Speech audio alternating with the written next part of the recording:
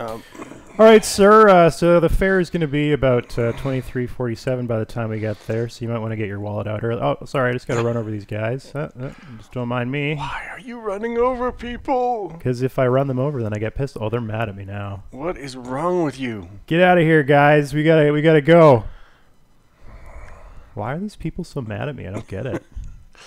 What's your problem, buddy? Your car's slightly on fire. Uh-oh. Sorry. Thanks for using my taxi service. Bye. Let's get the hell out of here. You totally get guns shot are useless at, against my torso. Am I still trapped in their base? Apparently. You are not doing well. And I can't see what's on the monitor because it's not on. Man, why can't real life be this great? I just want to run people over all day long. Because you could be one of those people. I guess. I guess I could run people over as much as I want for a very limited period of time. Yeah, it's kind of one of those one-shot deals. I love this city because all of the turns are like a right angle. Hard right. All right, where are we now? Is this a different gang? No, I think city. I've been to that city. The city of right angles where nothing organic happens. All right, we're on the hunt for a group of Elvises here. Elvises? Yeah, there's a pack of Elvis. So a pack of Elvises, would that be Elvi? Elvi is one of the terms. It's a looking, scientific term. I believe that. It's Latin. You're looking for a squad of Elvi. Elvis in Latin means sweaty pomade. And jumpsuit? Yeah. I think Elvis in every language means that. Hey guys, do you mind if I borrow your car? All right, let's get in here. So GTA 2 had very difficult missions. Romero. Because it was basically just like Smash TV. Every single mission, you're getting attacked by 50 dudes at once, and it's top-down controls that are kind of awkward. I imagine with a controller this would have been a lot easier, but hey, let's check out what's by the sea. But they're preventing me from killing myself. All right, let's try getting a jump. Let's see if we can't get some air and land in the water. Let's try. Don't mind me. I don't think this is gonna work. I don't think so. Oh, the cops are mad at me. Everybody's mad at you. I wonder why. Because you're a bad person, Phil. Oh no, it didn't work out. Uh-oh, here comes Hard the cops. Wall. Run away. You'll never get me. What are you gonna do? You're jumping over the car. Fools! Oh, they got busted. And end of game. Unfortunate. And then they just dump you out. All right, folks. We have busted you. Now we'll just throw you on the street. I got busted. All right, we'll call it a day there. Well, welcome to the Friday stream, folks. It is Friday. I've been streaming so much lately. I'm just streamed out. Yeah, poor Trent. For those of you who are unaware, poor Trent had to stream on Monday. Yeah. And then again on Tuesday. And then on again Thursday. on Thursday. And then today. You're streaming again. Why are you streaming so often, Trent? I don't know. Are you becoming a Twitch personality? Are you going to bend over and write your name on a whiteboard? No. Okay. That's against my personal code. I'm just enjoying some sparkling apple juice here. Sparkling apple juice. Is that what one calls it? Clear out the cobwebs in the morning. So this is our regular Friday show where we talk about Neverwinter Nights Enhanced Edition. We talk about Baldur's Gate Enhanced Edition. We talk about Baldur's Gate 2 Enhanced Edition. We talk about Icewind Dale Enhanced Edition. We talk about Siege of Drakenspear. We talk about Planescape. Speaking of Planescape, I saw things yesterday that made my eyes go. What did you see yesterday that made your eyes go Things big? that I cannot discuss. Things that you cannot discuss, but associated with Planescape. I saw happiness on a monitor. It was just condensed happiness. Could you give us more vague hints as to what it was? No. Was it like, was it a screen? Was it an image? It was a screen. It was me watching someone do some things that caused me to tingle in strange places. Does this have anything to do with our recent hiring spree? Maybe. Maybe. In gaming parlance, maybe always means yes. Will you get Neverwinter Nights content? Maybe. I'm all about the maybe. So earlier today, I had an experience in the lunchroom, which was slightly upsetting to me. Tell me about the experience before we start taking questions from the audience. So I was in the lunchroom making my coffee, which is actually about 3 coffees in one because it's a big mug. And I'm always sad everywhere I go that they don't have coffee mugs that size. But I was making my coffee, and I started talking to one of our new hires, and I was like, "Hey, yeah, we got talking about early days of BioWare, and I was like, "Yeah, I started game development in 1994. I've been doing this for 24 years." And he's like, "I was born in 1994." I'm like, "Oh God." I am an old man, and I flower wilts. Yep. I got an onion on my belt because it's really good at the time. Give me 5 bees for a quarter, they'd say. Yeah. Go on the FTP and pull down the Quake demo is what they did. Well, I'm sorry that...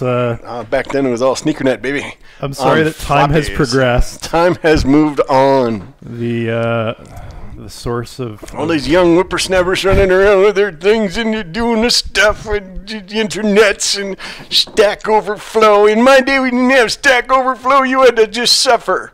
There were no answers. And you wonder why people didn't get into games back then. Exactly. Yeah, because it was really hard. Painful and uncomfortable, and nobody liked doing it. But now you're surrounded by young people who are surrounded really eager by young people who are and better than motivated, and they're like all excited about making games and stuff. What's that like? It's got to be frustrating now that you're all jaded and bitter. Phil, you're putting words in my mouth. I'm just saying. You're saying jaded and bitter. All right. Maybe I'm transcendent. You've ascended above. I'm above it all. The BS that is games. I can just look at the macro trends and say, You're just sitting on your cloud, wisely observing below. Anyways, question from the audience. No one has ever described me as sitting on a cloud, wisely observing below. Usually, I'm running around freaking out, causing a bunch of problems. I could see you not wisely observing, but taking on more of a Zeus role, where you're just bolt, bolt, bolt, eat bolt, you eat bolt, bolts for you, lightning bolts. I would be a good guard. I would be the best god. A lot of fun. All right, so next Neverwinter module is all about Trent as a god. I just want to save the world, man, because if you can save the world, then you can reload it later. So you can do all sorts of fun things. How long have you had that one locked and loaded? Dude, I was rolling that one in 2005. All right. Probably earlier, 2002. We should take actual questions from the Here's a question. Are Darkness over Daggerford portraits and soundtracks going to be added to the base game? That's what BioWare did with resources of other premium modules in the past, and it would be great for builders. I think that's reasonable, although we need to ask Alan. Yeah, we're going to work out something with Alan. We'll figure out a way to make it accessible so builders can use the content. We'd like to. I'll just have to get Alan's permission because it's his stuff. And Speaking of Alan, we should get his butt on here. Yeah, actually, we should fly him up here. And then we can He's only deliver been him here like once. No, he's been here twice. Has he? Yeah, he was here once visiting, and then he was here for the Siege Dragon. Oh, right. Okay. Siege of Dragon Spear launch party, which was awesome, by the way. We totally should do that again.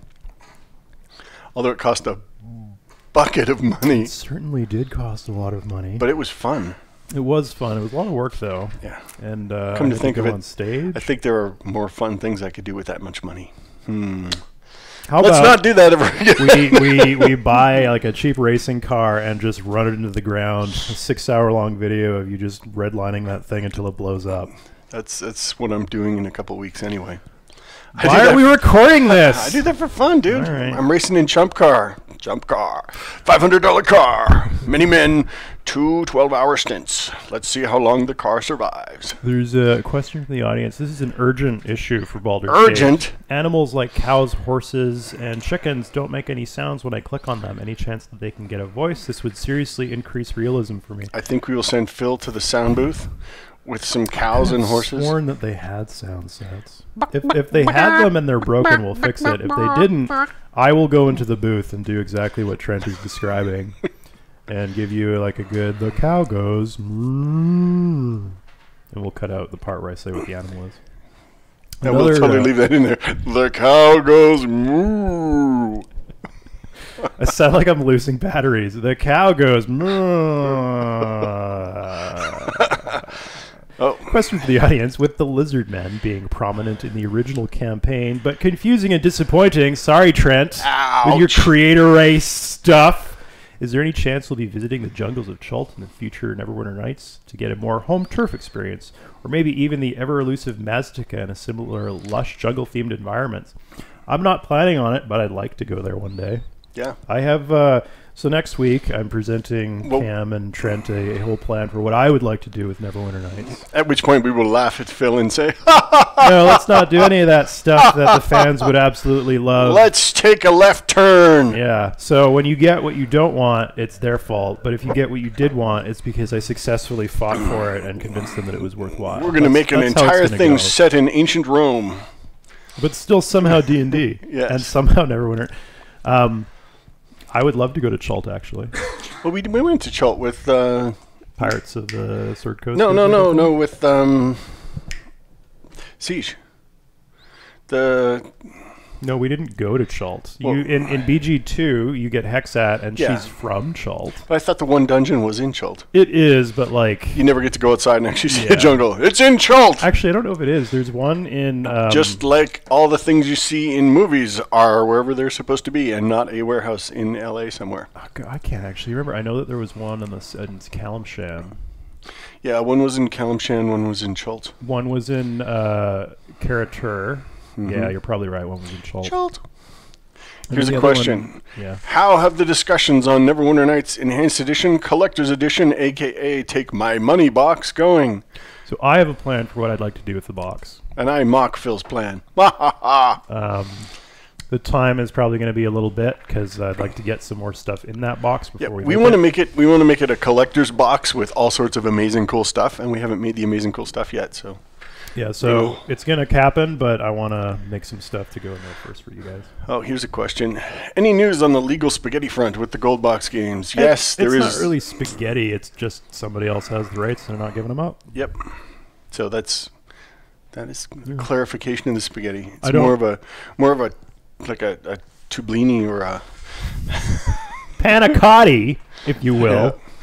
Yeah, it's not really that complex. It's just eventually those rights will expire one day, and then those discussions will start up again. Oh, here's a question. How did the BG novelizations come about? And what did you think of how they turned out? They came about very quickly, and they turned out very poorly. they came out very fast. First two novels weren't great. I mean, by the writer's own admission, they weren't really close to the source material. Yeah. The third book, the Throne of Ball one, they tried to drag... It was a different author. I think it was Drew? Was it Carpathian then? I don't know if Drew did the last one. Anyways, so the last writer tried to drag it back more towards what the game actually was, but still tried to follow what the first two books had done, and so it was kind of this hodgepodge of whatever. It was a repair job. Yeah. And anytime you do a writing repair job, it's not great. It's really mean of me to say just objectively that this is a bad thing, but like I'm pretty sure that most people share this view that a lot of what made Baldur's Gate memorable and cool was stripped away in the book. And it just kind of ended up being sort of a generic adventure that didn't really have a lot of high points. Anyways, moving on. Yep. Any chance for a Minsk bobblehead based on Trent? We should totally make a Minsk bobblehead. We should just make a Trent bobblehead, and then you guys can say that it's Minsk because then we're allowed to do that. Yeah, it's Trent wearing a costume. We'll get you one of those Funko Pops. Hey, here's a question for the audience. Why do people buy Funko Pops? I don't get it. Here's a question. What creature/game T-shirt is Phil wearing? It looks sharp. That is a D&D shirt. That is the shirt from the Stream of Many Eyes. Yeah, I think you could actually buy this. Yeah. If you go on the Wizards of the Coast store, I'm pretty sure they're selling this. They're pretty sweet. Yeah. Go buy it. It's neat. Question from the audience. Trent, Phil, sorry about my Arcanum thread in the official forums. I feel bad about seeing your posts on Twitter. I was kidding. I wasn't actually upset. It was just funny because people always ask us about the Arcanum stuff. It's a running joke in the stream. Every time on the stream somebody asks us about Arcanum. And, I mean, we talked to the guys a while back, and we just couldn't make the numbers work. So, ultimately, it's just going to be a challenge. Yeah. Neverwinter Nights question from the audience. Are you guys working on a dynamic UI scale for Neverwinter Nights Enhanced Edition for monitors of size, for example, 1680 by 1050? What a godless resolution. 1680 by... Who would run that resolution? If you have a laptop, you have that res. Yeah, we got a dude working on it right now. So we've got TTF supported, so we can scale the fonts fine. One of the great things about having to make a game work on Android is you have to support every screen size known to man. Yeah. So many ridiculous things. It's like aspect ratios all the way from 2 to 1 up to like almost 1 to 1. So the end result of all our work is going to be that you can scale the UI at sort of an arbitrary level. So that is coming, and we will do that for you. Yeah, we're so off script right now. Are we supposed to be doing stuff right now? Oh yeah, you got like swords. So here's a question though: Star Trek, Star Wars, Babylon 5, or other. Do you want like the correct answers, or are you asking for Trent's opinion? He's asking for your opinion, Phil. Well, the correct answer in order is Star Trek is the best story. Babylon, actually no, that's wrong. Babylon 5 is the best story. Star Trek is the best mixture of the two, and Star Wars is the best looking of the franchises. Star Trek falls somewhere in the middle. Babylon 5 has the best story, but the worst effects, and it aged the most poorly.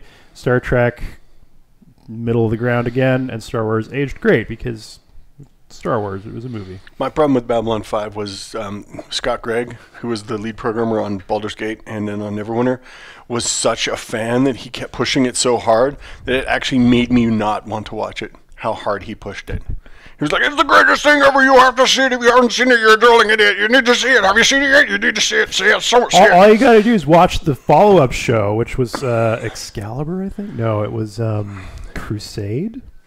Anyways, it's this ship going out into the galaxy because there's this horrible plague on Earth. It's follow-up to Babylon 5.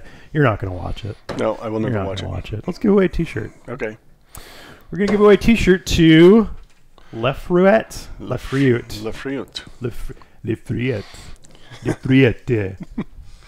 That's me speaking. Somebody said, I don't want a Trent bobblehead. I want a Trent bobble arm.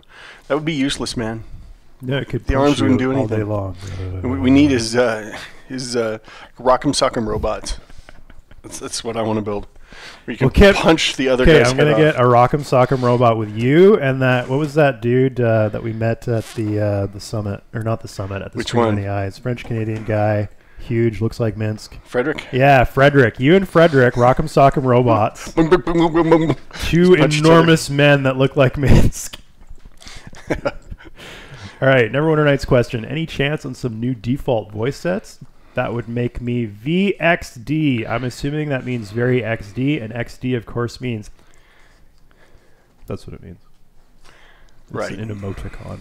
Yeah, I'm old and don't understand these things. You're whippersnappers in your crazy language and the typey things that you do. You upset me. This is what I have to put up with, folks. just constant, old-timey prospector from the 1840s. In my day. You got any money for a 49er? All right, so... Wait, there was a question there that we didn't get to answer. Oh God, there was? It's gone. Oh right, the voice sets question. We never actually answered it. Yeah, we got some stuff cooking. Lee is actually working on that right now. Go bug Lee. Dear God. Dear God. Question. Actually, before we do any more questions, how about we go through this news that we were supposed to knock out? We have people that actually type us up a sheet of paper. Don't let them see it. There's secrets, unapproved text, redacted. Dan is so sad right now. We're basically mocking Dan. Sorry, Dan. He works What you hard. did for us is great.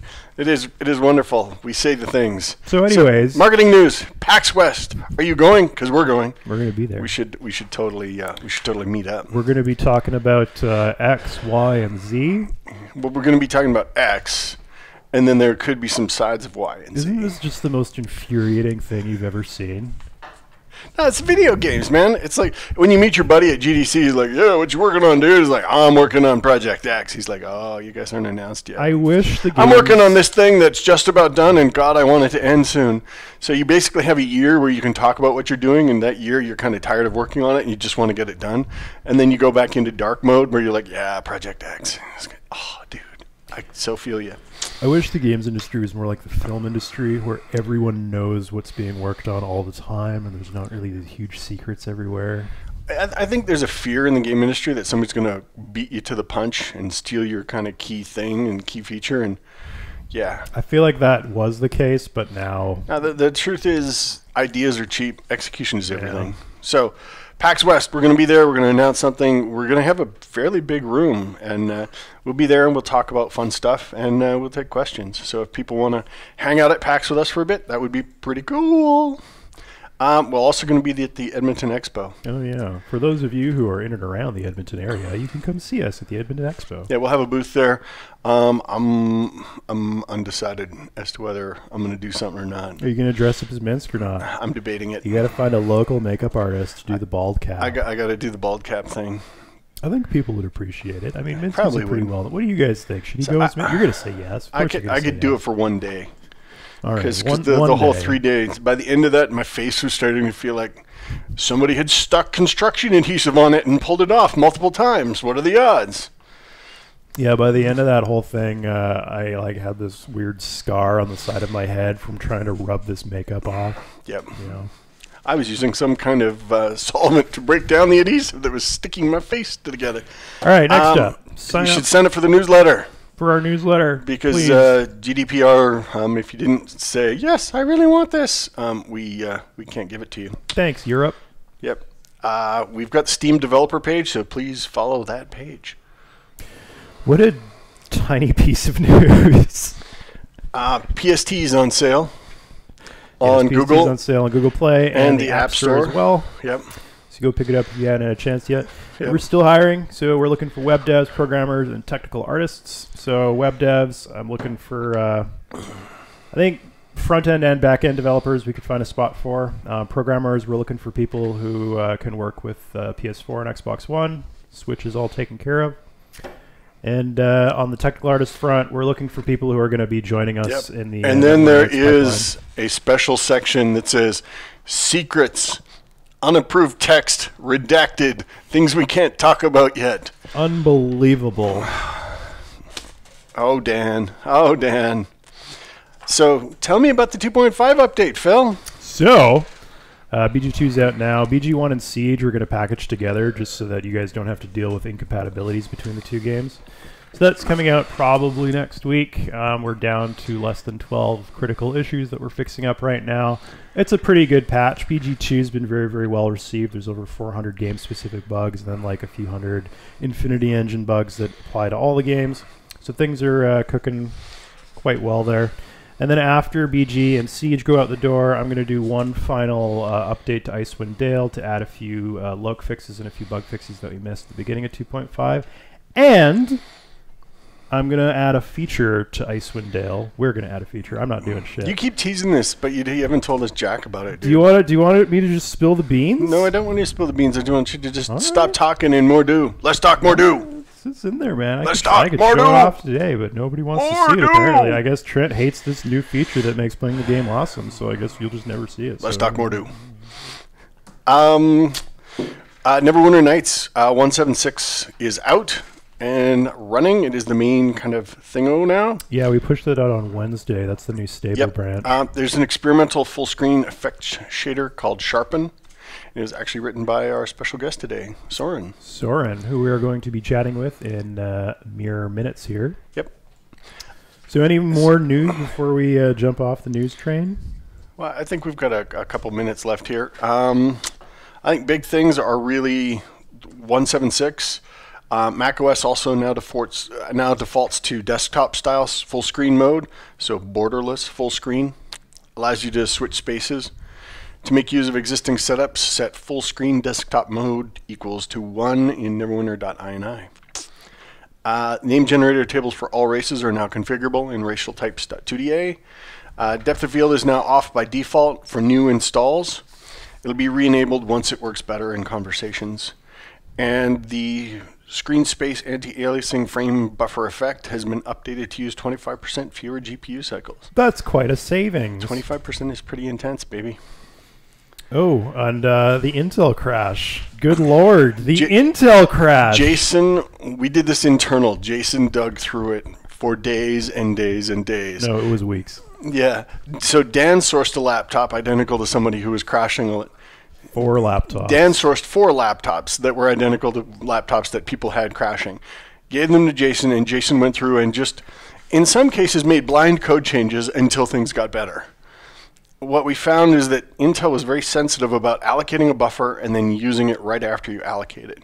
If you allocated it, let it sit for a while, and then went to use it, they must have had some kind of garbage collection in their drivers or something that it would corrupt them, or a little too aggressive.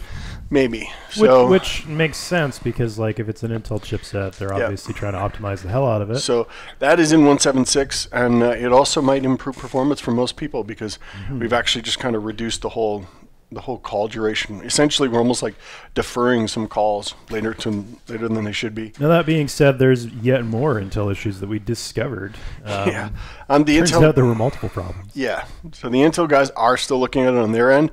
We'll get them a new build so they can look at fewer problems, but definitely we'll get on that. The high point of this, though, is that we're working with Intel to make all OpenGL games run a hell of a lot better on their hardware. If anybody wants to know from a programming standpoint, I have Intel bugs with my game and I don't know how to fix it. We got some ideas now. So you out there, OpenGL developer, if your game suddenly starts running better on Intel chipsets in the near future, you're welcome. Yeah. Although they're probably not going to push out actual driver updates. These are all workarounds. We've also, the high contrast shader had been tweaked, so fog color's not impacted anymore. Issues with playing premium modules in multiplayer have been addressed. We fixed a resource management issue when entering areas, which could result in crashes on area load screens sometimes. We fixed where visual object transforms would not apply immediately when spawning or loading objects into an area. Text bubbles now move alongside any applied visual transforms. Some people were seeing it could not translate address when attempting to connect to servers, especially when attempting to connect via icon shortcuts. That's been fixed. Before we continue with the notes, we should actually do what we said we were going to do today. And talk to Soren. We should totally get him in. Because he's kind of the guy that did all these shaders and would have some interesting insights here. He's a shader madman. All right, you ready to interview Soren? I'm going to throw on a second pair of headphones because that's how we roll. Oh, God. Jurassic Park World 2 was not a good movie. Why are you singing, Phil? Because it's Jurassic Park time. So what's really weird is that I'm now talking and it's coming back in my ear. Hello. So it's creating this internal resonance that is basically making my brain think that something is wrong in the universe. I don't hear anything on mine. Give me 2 seconds and I'll fix that. Okay. You call Soren. All right, Soren, we're calling you now. I think. Maybe. Let's do it. How do you use discard?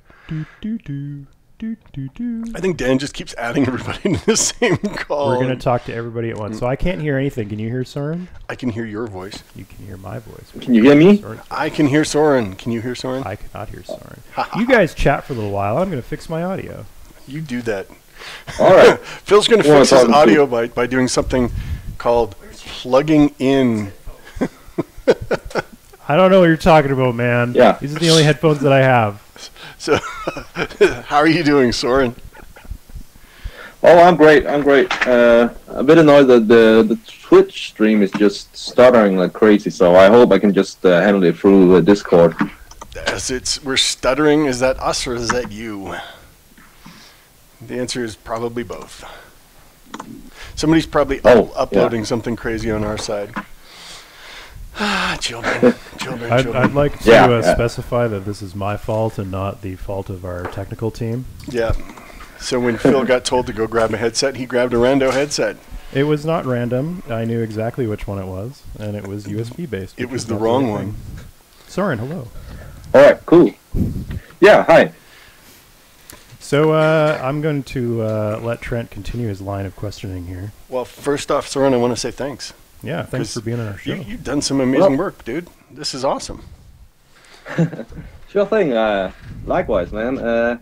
It's nice being able to contribute to this game that I had so much enjoyment from in almost 15 years. That's awesome, because when Jason first started adding support for like the frame buffer effects, he's like, okay, we'll write some stuff maybe and it will be okay, and then you kind of grabbed it and ran with it. I just went to places that we were like, yeah, that's like our 2020 plan. Yeah. Well, I read some reviews saying that, what has really changed and everything, and it's like, well, let's do something quick, and shaders are really an effective way to get something that people can see right away. Absolutely. Shaders are awesome for that, especially like the frame buffer effects, because you're taking everything that's rendered there, and then you can just apply on top of what's there. And I'm really looking forward to kind of opening that up as we go ahead and kind of adding more kind of buffer access so we can we can really dig in and do some advanced features going forward. So I want to rewind a tiny bit here. So how did you first get into Neverwinter Nights?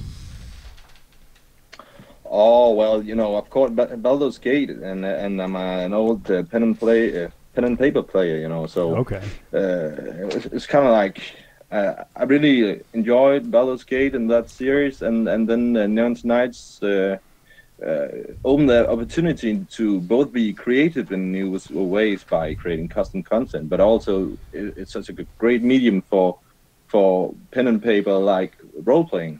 Yeah. That was really the goal. I mean, I always kind of thought of Baldur's Gate was like you're reading about the adventure. You're kind of playing the novel of the adventure. To me, Neverwinter Nights should be like the pen and paper D&D experience where it's an adventure, a DM, and a bunch of separate players. And I really kind of used that as a model in my head, guiding all of our decisions as we went along.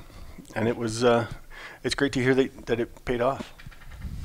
Yeah, I mean, there's always people saying that how many people actually play online, and does it, really matter in terms of how much you sell? But on the other hand, I think, I mean, the experience is something that you can't have in any other game. So, I mean, I think it's a large part of why the game has lasted so long. Yeah, I have to agree. Like when I first played Neverwinter Nights online and I got to experience what a gameplay session with a live DM was like, it was so completely removed from every other gaming experience I'd ever had before. And it was so cool because it felt like anything could happen. I could have a real conversation with this NPC because there's a person behind it. And that really kind of just captured my imagination and blew me away. Yeah, and people have like...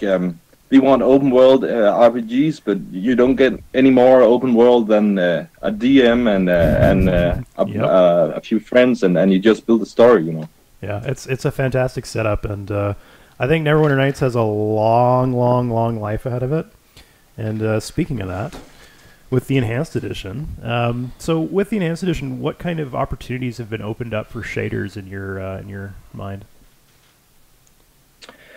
Well, I mean, the stuff I've worked on is somehow basic because it's kind of plastered all over things. So it's general solutions. But I mean, where I think it really shines is it offers so many opportunities for custom content artists and module builders to really customize so many elements of the game that have been locked behind the source code for 15 years. So it's an amazing approach because it's so easy to customize. Yeah, I'm really excited about what the community is going to cook up in the near future here. Well, the potential is pretty awesome because, I mean, back when we built it, it was hardware transform and lighting. You basically, we make polys, we puke them to the video card, and we tell it to light them. And we can do a couple twiddling bits with the OpenGL blend modes, and that's about it. Whereas now with the shaders, you're like, I want to create a custom material that does this thing, and now we can support that. So it's really, we've kind of built the framework that we can do amazing things with. We haven't quite finished getting there yet. Not to upset you or Niv too much, but I'm actually working on rewriting the core lighting engine in shaders right now. So, well, it'll probably be an override because it changes a lot of things and then might not be backward compatible, but I'll probably pass it along. We should totally get you talking to Sam. Yeah, we should have a conversation because we're also in the middle of looking at the lighting model, and we should plug you guys in together. I think you guys are looking at it in two different areas, so it might be complementary work. It could be. I mean, fundamentally, there's it's the way. Somewhat basic. Sorry, go ahead. Because it's just minor tweaks that.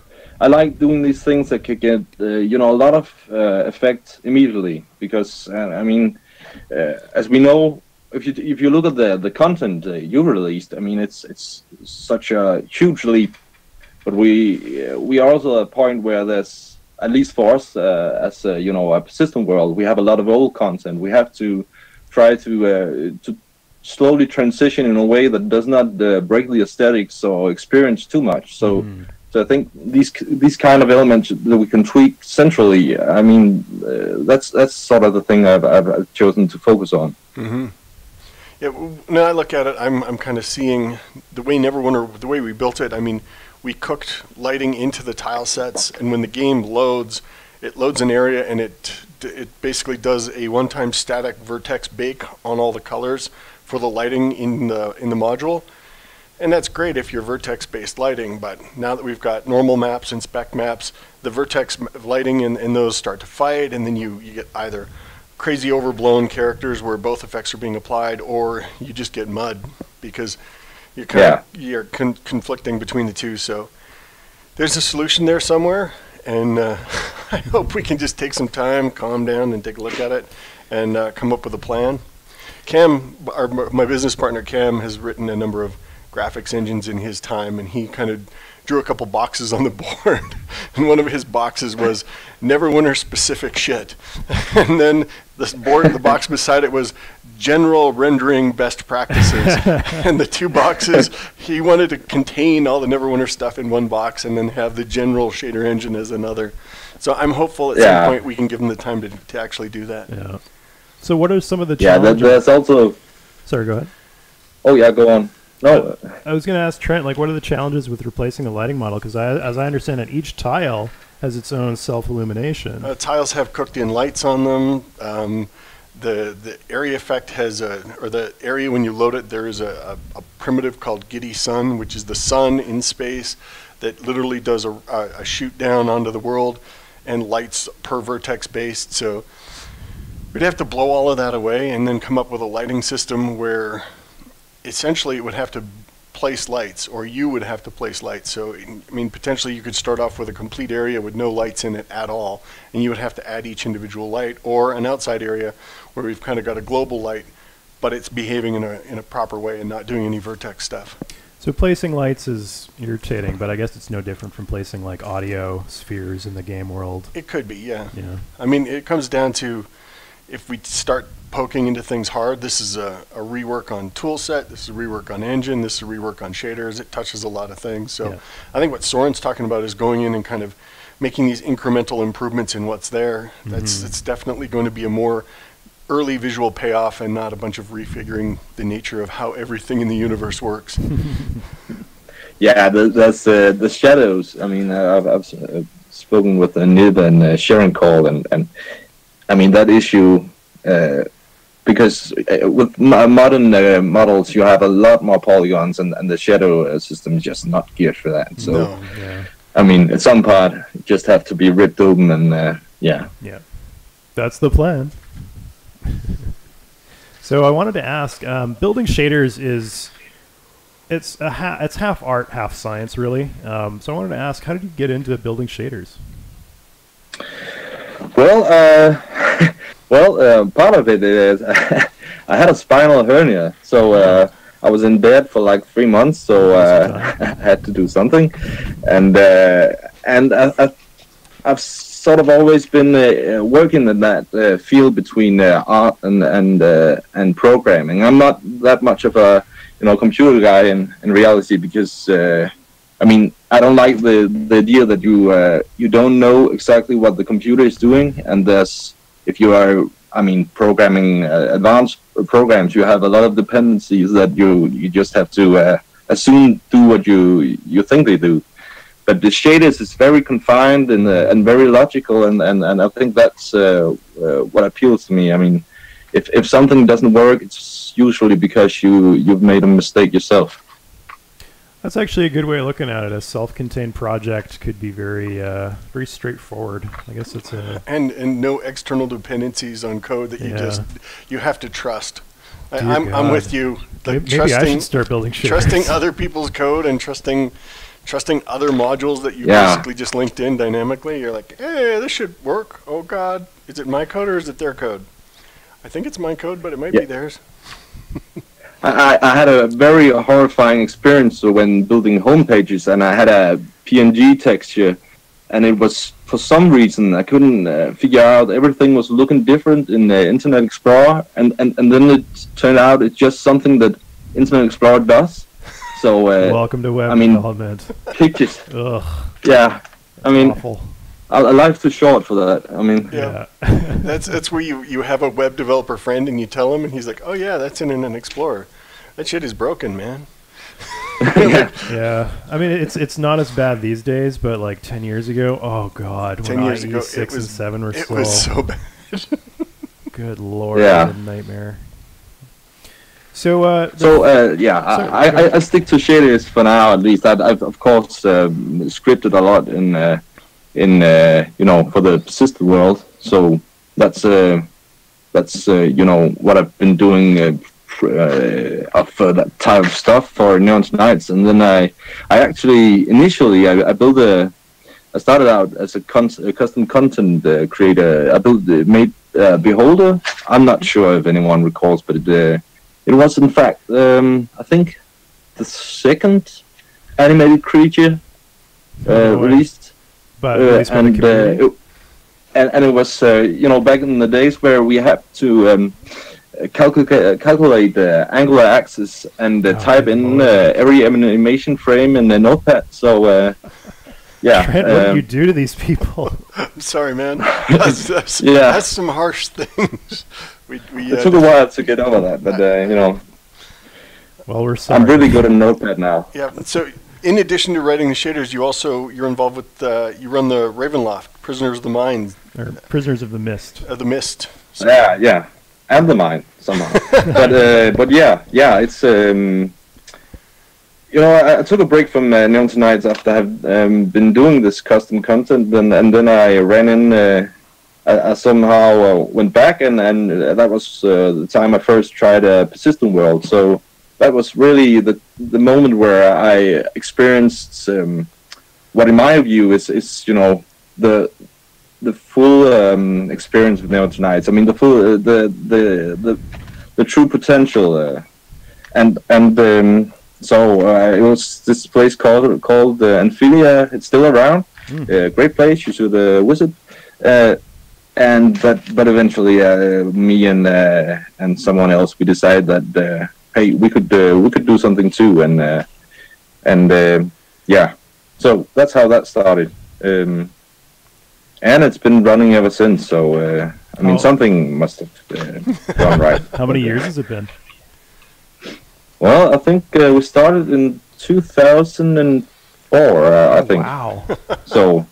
You've outlived Yeah. several MMOs. Yeah. That's pretty impressive. that is Yeah, impressive. definitely. That's awesome. That's pretty incredible. So Ravenloft. And you, Sorry, go ahead.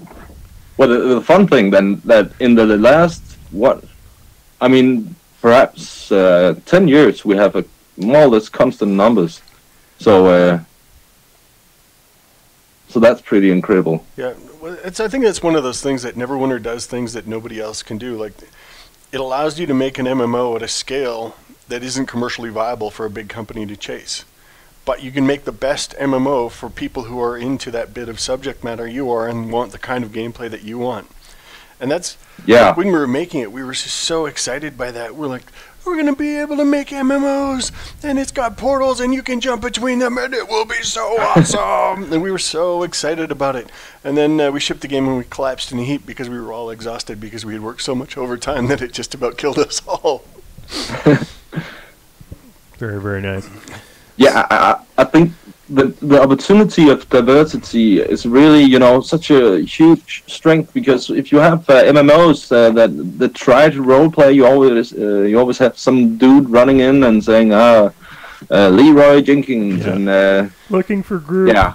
Yeah, but, and I mean, when you've got one world that has to cater to everybody, you kind of have to do that. You're like, oh, well, we got to allow the guys who want to goof off, we got to make room for them. Whereas if you're running your own little micro MMO that's free, you can decide, ban, and he's kicked out and gone, and you can just focus on the clientele you want.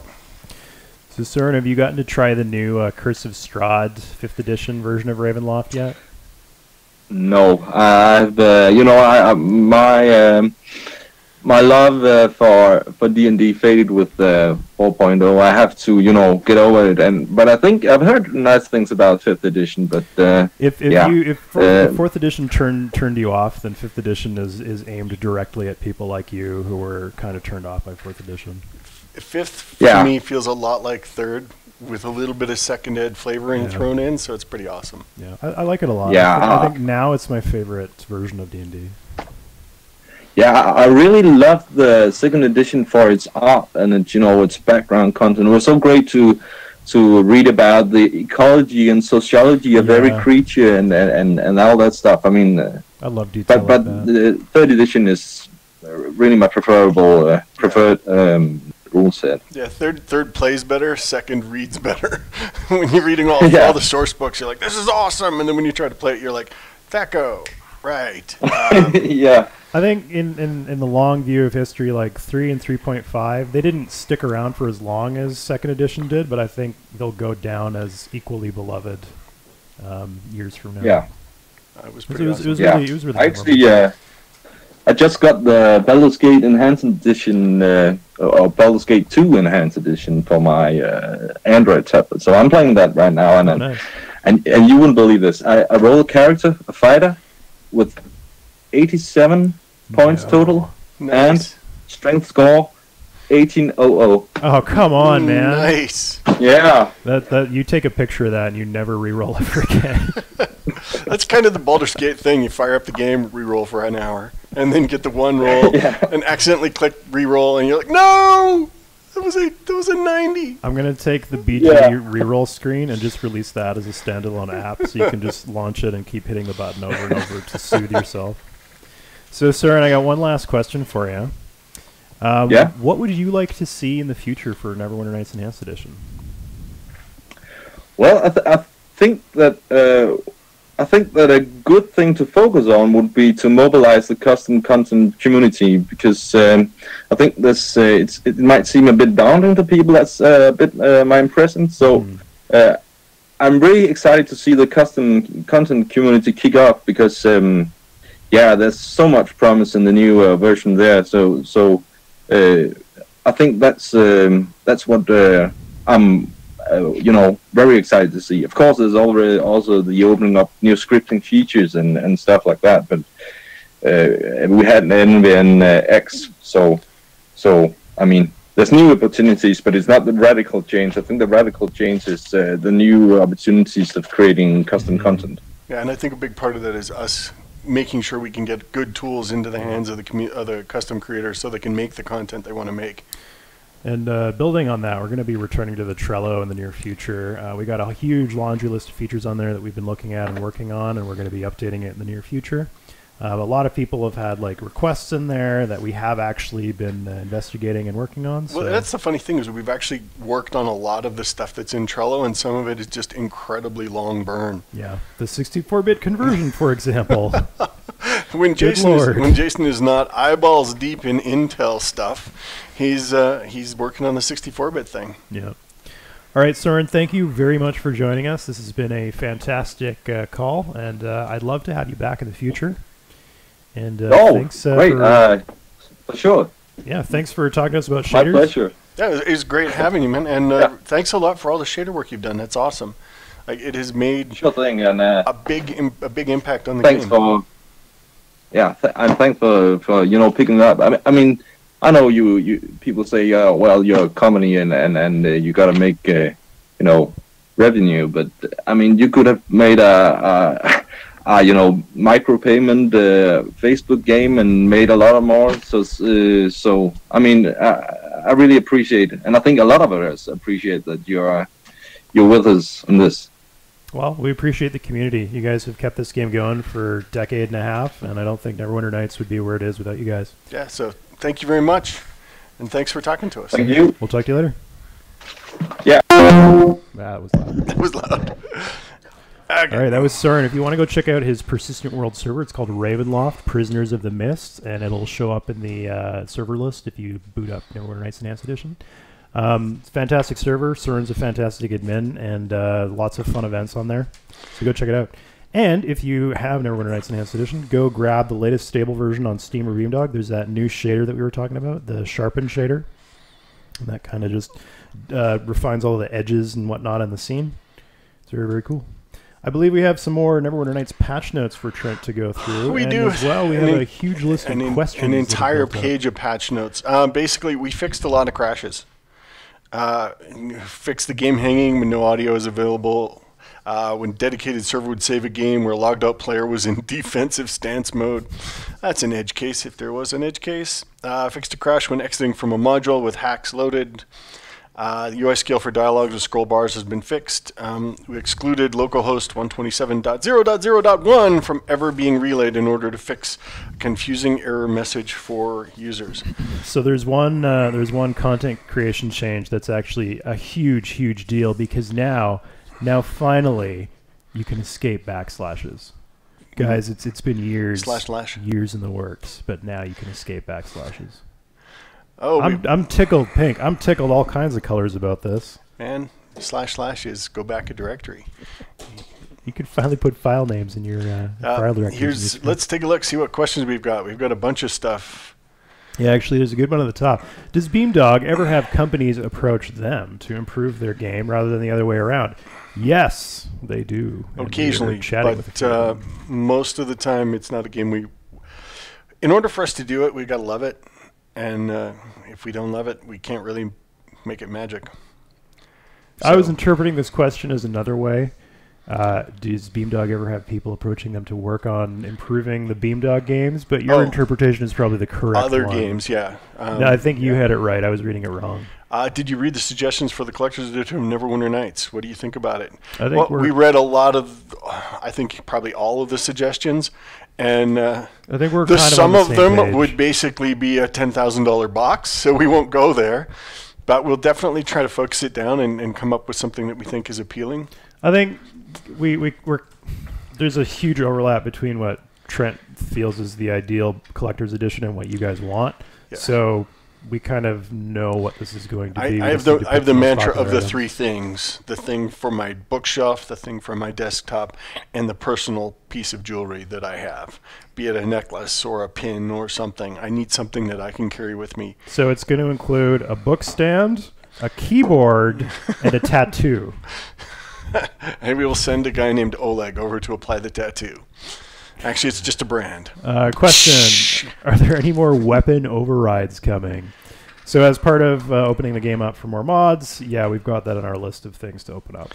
I think with any new content we put in, we're going to add some new weapons. So we have people in the office now that are going to be working on this stuff, and they're just chewing through a backlog of issues. A lot of issues on that backlog are important things that are bug fixes or basic things that have to get done before we start looking at these. Could also be a quest like we've done some of the swords so far. Yeah. We had gone through and redone versions of them, so there'll be some of that on the horizon. We're still just kind of figuring it all out. Basically, the long and short story of Neverwinter Nights Enhanced Edition new features is that there's way more housekeeping that we have to do than initially expected. So we got to get that out of the way, and then we're more free and clear to unlock things on the modding side. When can we expect new default voice / portrait sets, new tile sets, new monsters? Eventually. I'm hoping in the near future. Near is a very vague word, I know, but it's almost as good as soon. Near and soon. Two of my favorite words. I'm trying to do it within the next few months here, so we'll see. Just start doing it, yeah. Here's a question. We're in talks with people. With several Lucas games like Full Throttle and Monkey Island remastered, have you approached EA again about remastering the X-Wing series? The IP's locked up. They're doing something with it, but we don't know what. And I find any day that I don't have to talk to EA is a good day. Yeah, it wasn't so much that, no, you can't do it. It's, no, this is in use. So here's a question. Would you be willing to add a reverse roll feature to the Baldur's Gate character gen? Allows you to go back 3 rolls in case you skip a good roll by accident. On the condition that we call it fill mode. No, we'll actually just charge you $5. That'll be our microtransaction plan. No! 99 cents to go back. I blew that awesome roll. 99 cents to go Or back. just pay $4.99 to press Control F8. And 18s across the board. Will you unlock the price field on items for tool setting in Neverwinter? So price was auto-generated. The reason price was auto-generated was part of the calculation of the value of items for level restrictions. So we used price kind of as a default. I realize that the automated system that's there is a little clunky, but what about rather than a price field, letting the players actually modify how that is calculated? So there's, I guess there's two things. One is the value of the item as it pertains to the level of character who can use it, and then there's the value of the item for a store. So, I mean, it might be possible to just essentially break those two apart from each other. Is the value as it is to a certain person at a certain level necessary? Could we just rip that out? But it's used in the calculation of I can't use gear that's beyond my level too much.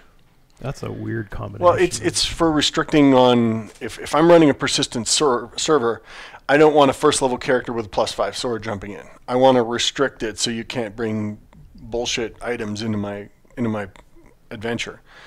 So that's kind of where it's used. Is like, hey, this is an allowable range of items that I will allow on my server. So there's probably something we can do there. It'd be a bit of a pain in the butt. Here's a question. Beamdog, would you be interested in doing a Neverwinter Nights Enhanced Edition custom module contest? Yes, and it's coming soon. I'm going to get Lee cooking on that in the near future. We had like sort of a half contest a while ago of build an interesting module where you kill me. But I think people are more interested in building a module that they are interested in building. And beyond that, I mean, I kill Phil's soul a little every day, so there's not a lot of satisfaction there. Yeah, it's like stepping on an ant, you know? You don't feel powerful. Yep. You just don't. Just a little bit Anyways, of Phil's soul. yeah, so the exact structure of this contest is TBD, but I would like to get the community involved in something. I don't know if we want to make like, hey, you get it distributed with the game or anything like that. I think that might be a step too far. It might introduce some unpleasant elements into the contest. Well, I think just for fun, it would be okay. I think a contest, do it for fun, and I mean, ultimately, I'm starting to look back at the BioWare model of premium modules, and like the top creators were quite often contacted and asked to make a custom module. Speaking so this is that, one of the things I'm really interested in. If you are heading up a team that would love to build a premium module, let's chat, because we're at the point where we're entertaining offers for that sort of thing. So we're actively looking into starting up that whole train again. Yeah, but don't overwhelm us, please. We can only handle so many at a time. All right, we're going to wrap up here. So just briefly going over the Beamdog news. PAX. We're going to be at PAX. We're going to be at PAX West. That's the end of August, beginning of September. We're also going to be at the Edmonton Expo. What is the Edmonton Expo? I don't remember. I don't remember either. Sometime in Edmonton, there's an expo. I think it's September-ish. I think so, too. Sign up for our newsletter, please. Dear God, GDPR screwed us. Well, they didn't screw us. GDPR is good. They made us behave. Yeah. We couldn't just hang on to your email forever. We actually have to ask you, hey, you cool with us hanging on to your email? We got a Steam developer page. Please go subscribe to it. I believe the more people that subscribe to it, the more our games get featured on Steam. I'm not sure, but, you know, hey, it doesn't hurt if you subscribe. PST Enhanced Edition is on sale on Google Play and the App Store, so if you have not had a chance to play Planescape Torment Enhanced Edition and you would like to try it on a tablet or phone device, you can go pick it up right now for a huge discount. Thanks to the hands of Dan typing away madly, we know the Edmonton Expo is September 21st to the 23rd. That's right. If you would like to come to Edmonton in September, you have nothing to do with your time. So and maybe one of those days traveling. I will be Minsk. And last but not for least, everyone. Beamdog is hiring. We're looking for web devs, we're looking for programmers, and we're looking for tech artists who can help kick that Neverwinter Nights pipeline in the ass. And what else we got? Oh yeah, Neverwinter Nights has been updated. The new stable branch is out now on Steam and Beamdog. It was released on Wednesday. You can go check it out. New shaders, tons of bug fixes. If you have some atrocious Intel chipset laptop that has the worst graphics known to man, please try the game again. Yep. And if it's still broken, please tell us what your horrible computer is. That was me. And I feel bad. I feel like somebody from Intel is going to be watching this and be like, "Well, that's not fair, is it?" I'm sorry, Intel. Okay. Please send me an I-9. All right. So the winner of a T-shirt that I've just decided now to give away is Sirik. Sirik. S-I-R-I-C-K. Sirik. It sounds like Sirik. Sirik. Actually, there's a question from the audience. What programming language are you looking for programmers of? Mostly C++. C++ for the most part. If you're working in IE or Neverwinter, it's all C, C++, and it's all very interesting code. I'm currently camped out in a room of programmers who are working on a project of some sort inside of Infinity, and they're telling me all about the amazing things that they're finding in the code. I'm not going to get into it, but I just remember, I remember Neverwinter going through it before we sent it over to CD Projekt for The Witcher, and I had the top 10 bad things found in the code, and some of them were just obscene swear words. And one of them was, "This is a demo hack. This should never go out. Oh God, why is it still here? Oh my God, nothing works if we delete this. Oh God, there must be a better way of doing this than what this is." That's game dev, baby. Yep. All right, folks. We'll see you next Friday. Until then, enjoy playing our many games. Goodbye. Dan was just